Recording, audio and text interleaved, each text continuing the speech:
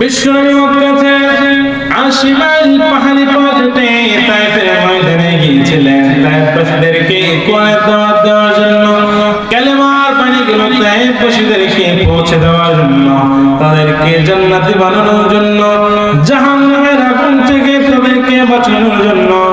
কিন্তু তায়েফবাসীরা আমার রাসূলের কোরআনের দাওয়াত গ্রহণ করে নাই, আমার রাসূলের কালেমার বাণী তারা মেনে নেয় নাই, উল্টো পাথর মেরে আমার রাসূলকে রক্তাক্ত করে দিয়েছিল, ঠিক কিনা?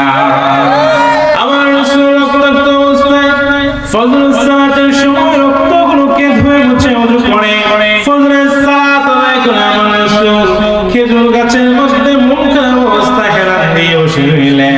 আমার রাসূলের যে মন খারাপ আমার আল্লাহ দেখে কি দেখে না? জোরে বলেন। মন খারাপ অবস্থা আমার রাসূল বসে রইলেন। আল্লাহ জিব্রাইলের ফত জানালেন, ও নবী মন খারাপ কেন? মনটা বিষণ্ণ কেন? মনটা হতাশ কেন?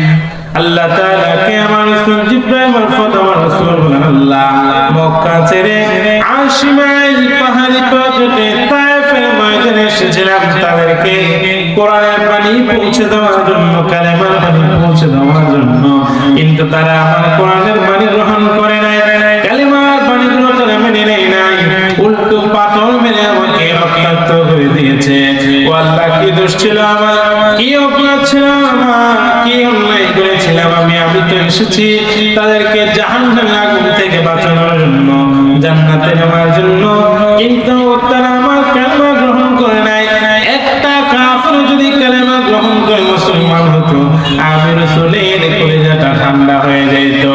একটা কাফির কালেমা পড়ে নাই, একজন কাফির কালেমা গ্রহণ করে মুসলমান হয় নাই। আল্লাহ বলেন, নবী টেনশন করবেন না, never lose hope, never give up, don't be frustrated, আপনি হতাশ হইয়েন না। আপনি দেখেন নাই, আমি আল্লাহ দেখেছি। আপনি শুনেন নাই, আমি আল্লাহ শুনেছি। আপনি এসেছিলেন দৃশ্য অনেক মানব জাতিকে কালামুল মাজিদের দাওয়াত দেওয়ার জন্য। ও নবী, আপনি দেখেন নাই, আপনি শুনেন নাই, আপনি যখন ফজরের সালাতের মধ্যে মন্ত্রমুগ্ধ মধুমাখা কণ্ঠে যখন কালামুল মাজিদ থেকে তেলাওয়াত করতেছিলেন, নবী আপনার সুন্দর মধুমাখা কণ্ঠে তেলাওয়াত শুনে পেছন থেকে জিনের একটি দল কালেমা পড়ে মুসলমান হয়ে গিয়েছে। ইন্না সামি'না কুরআনান আজাবা ইয়াহদি ইলার রুশদি ফামান্না বি। সুবহানাল্লাহ।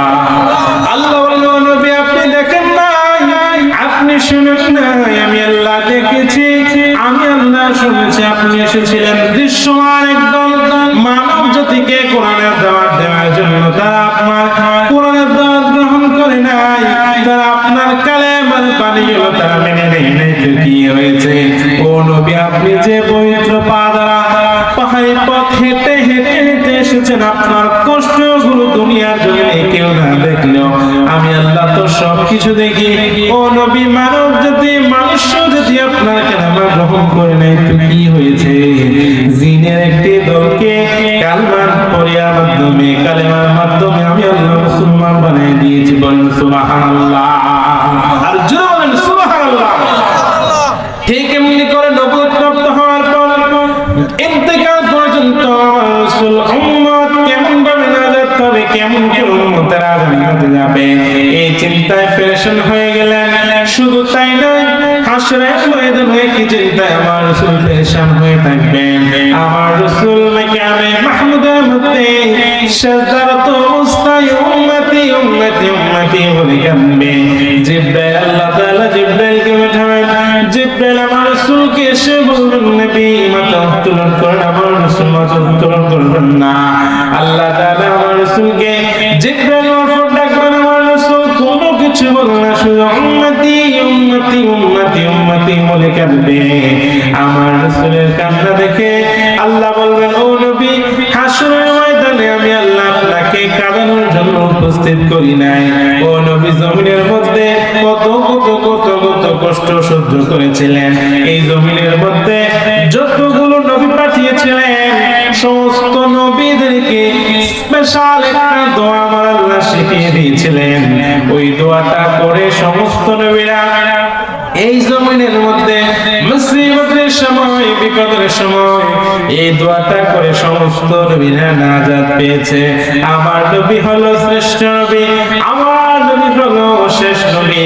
আমার নবীর উপর এত এত বিপদ এসেছে, এত এত মুসিবত এসেছে, এত এত জুলুম নেমে এসেছে। আমার রাসূল পাহাড়ের চূড়ার মধ্যে নামাজরত অবস্থায় দুইজন কাফের এসে আমার রাসূলের গলার মধ্যে রশি বেঁধে টেনেছে। আমার রাসূলের জিহ্বাটা বের হয়ে গিয়েছে। আমার রাসূলকে সিজদারত অবস্থায় উটের নাড়ি বুড়ি আমার রাসূলের গায়ের মধ্যে উঠিয়ে দিয়েছিল।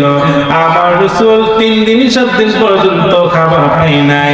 ক্ষুধার যন্ত্রণায় পেটের মধ্যে পাথর বেঁধেছিল। জমিনের মধ্যে এত শ্রেষ্ঠ নবী হওয়ার পর এত এত কষ্ট করেছিল। আল্লাহ বলেছিলেন, নবী আপনি যদি চান জান্নাতি খাবার পাঠিয়ে দেব, আর আপনি যদি চান উহুদ পাহাড়টা আমি আল্লাহর স্বর্ণে পরিণত করে দেব। আমার রাসূল ক্ষুধার যন্ত্রণা সহ্য করলেন, খাবার চাই নাই। আমার রাসূল এত নির্যাতন সহ্য করলেন, উহুদ পাহাড়টা স্বর্ণে পরিণত করে নাই। দুনিয়ার ময়দানে সমস্ত নবীরা স্পেশাল দোয়াটা করে নিজেকে বাঁচিয়ে নিয়েছেন। আমার রাসূল এত কষ্ট করলেন, তারপর স্পেশাল দোয়াটা জমিনের মধ্যে করে নাই। এই দোয়াটা রেখে দিয়েছেন যাতে করে এই দোয়াটা করে কাল হাসরের ময়দানে আমাকে আপনাকে আমার আল্লাহর কাছ থেকে বাঁচায়া জান্নাতে নিতে পারেন। পড়েন সুবহানাল্লাহ। আর জোরে বলেন না সুবহানাল্লাহ। যেই নবী এত কষ্ট করলেন, যেই নবী এত জুলুম সহ্য করলেন, যেই নবী উম্মতকে ভুলে না, আমার রাসূলকে ভালোবাসার দরকার আছে না নেই? এজন্য রব্বুল আলামিন বলেন, কুল ইন কুনতুম তুহিব্বুনাল্লাহ ফাত্তাবিউনি ইউহিব্বুকুমুল্লাহ ওয়া ইয়াগফির লাকুম যুনুবাকুম ওয়াল্লাহু গফুরুর রহিম।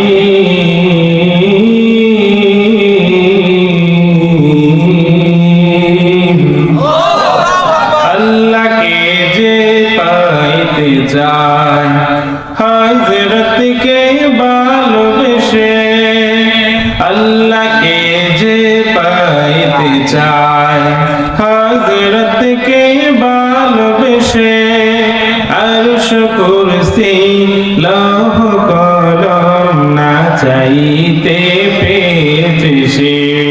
ঠিক না?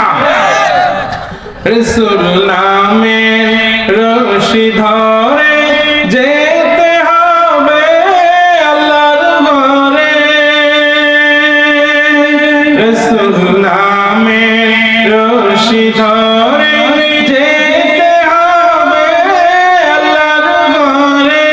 নদী তরঙ্গে যে পড়েছে ভাই, দরিয়াতে এসে আপনি মিশে হযরতের অনুসরণে। আল্লাহকে যে পাইতে চায় হযরতকে ভালোবেসে, আরশ কুরসি লৌহ কলম না চাইতে পেয়েছে সে। ঠিক না? এ মুরব্বি কই যায়? দেখবেন তো মুরব্বি কই যায়? কষ্ট হচ্ছে মনে হয় আপনাদের, না? দোয়া করে দেই। তা আমাকে রেখে আপনারা যদি উঠে চলে যান, এটা তো আমার গায়ে লাগে। উঠতে দিবেন না কাউকে, যে উঠতে চাইবেন। হ্যাঁ, ও আচ্ছা, এক করতে গেছে না? আচ্ছা, ফিরে আসবেন। উঠতে দিবেন না, কিছুক্ষণ আমরা কথা বলবো। যে রাসূল আমাদের জন্য এত ত্যাগ দিকে স্বীকার করলেন, ওই রাসূলকে ভালোবাসার দরকার আছে না নাই? ভালোবাসা শুধু মুখে নাকি অন্তরে? আল্লাহ রাসূলকে ভালোবাসতে হলে ভালোবাসি এটা বলার চেয়ে রাসূল যে কাজগুলো করতে বলেছেন ওগুলো করতে হবে। ঠিক না? মা বাবাকে সবাই ভালোবাসি না? ঠিক না? সবাই তো ভালোবাসে, কিন্তু অনেক মা বাবাকে ছেলে মেয়েরা ভাব দেয় না।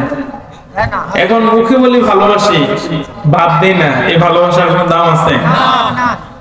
মুখে বলি না, কিন্তু ভাত কাপড় যা লাগে দেই। কোনটা ভালো? ভাত কাপড় দেওয়া এটা ভালো না? তাহলে রসুলকে ভালোবাসি এটা মুখে বলার চেয়ে রসুলের সুন্নাহগুলো মানা সবচেয়ে বেশি জরুরি, ঠিক না? রসুল যা বলেছেন তা করা, যা নিষেধ করেছেন তা না করা, এতে রসুলের ভালোবাসা হয়ে যায়। কথা বলেন ঠিক কিনা? রসুলের পরিপূর্ণ সুন্নাহ মানার দরকার আছে না নাই? নাকি নিজের মন গড়া মতো চলবো? নাকি যে সুন্নাহগুলো সহজ, খাবার শেষে মিষ্টি খাওয়া সুন্নাহ না? কথা বলে সুন্নাহ কিনা? শুধু এটা মানি, কিন্তু অন্যায় দেখলে বাধা দেওয়া এটাও সুন্নাহ। ইসলামের জন্য নিজেকে উৎসর্গ করা এটাও সুন্নাহ। এগুলো মানার দরকার আছে না নাই? জোরে বলেন আছে না নাই?